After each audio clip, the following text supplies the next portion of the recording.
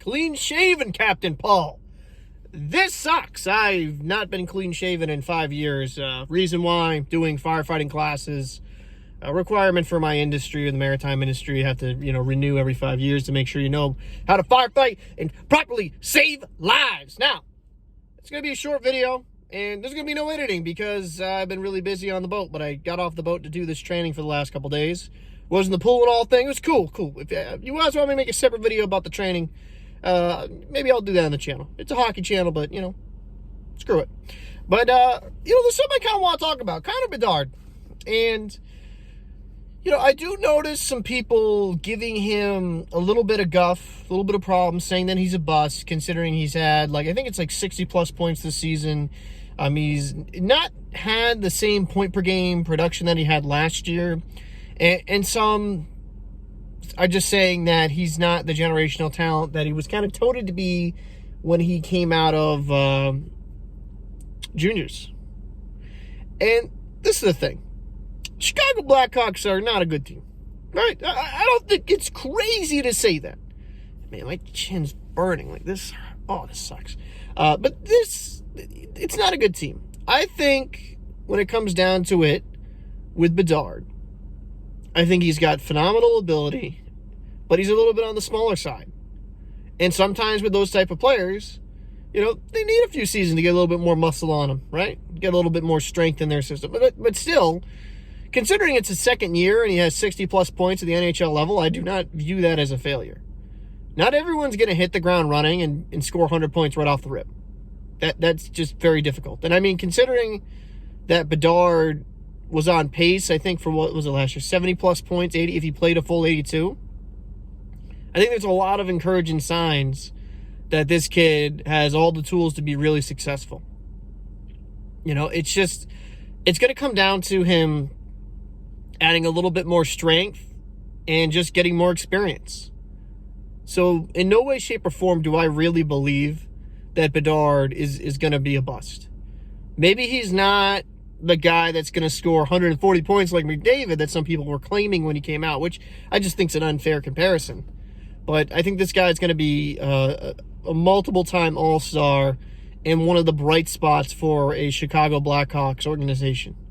And again, if the Blackhawks build around him, they should be very good in the long term. And that's another thing I do want to really talk about too, is for whatever reason people are saying, well, we got to save Bedard, got to get rid of him. It's his second year, boys and girls. Do you truly believe that the Blackhawks are going to be able to turn around that team in 2 years? No, that's just not how that works. They're going to have to draft well. And free agents, is Chicago a destination to get elite free agents? No, not right. Not right now. Because there's so many pieces and so much more talent that they need to develop.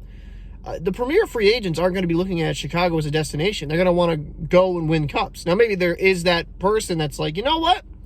I want to be a piece of the puzzle. I want to be one of the reasons why the Blackhawks turn around and become another dynasty, right? There could be that player out there that really has that mindset. But for the most part, with veterans that are star level, they're going to want to go into a winning situation, which Chicago isn't right now.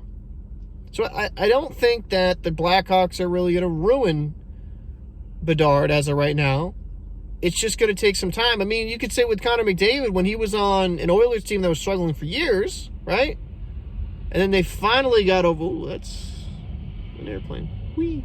Finally, got on they finally built up a team, had some of those high-end draft picks you develop and get better over time.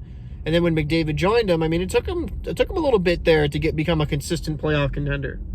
A consistent playoff team. And then you saw what they did last year going into the Stanley Cup Finals. And, due to Draisaitl and McDavid, it's one of the reasons why the Oilers are always in contention. I think Bedard just needs another piece, and he needs other younger players in that organization to keep coming along. And I think they'll be fine. They made a smart trade getting Spencer Knight.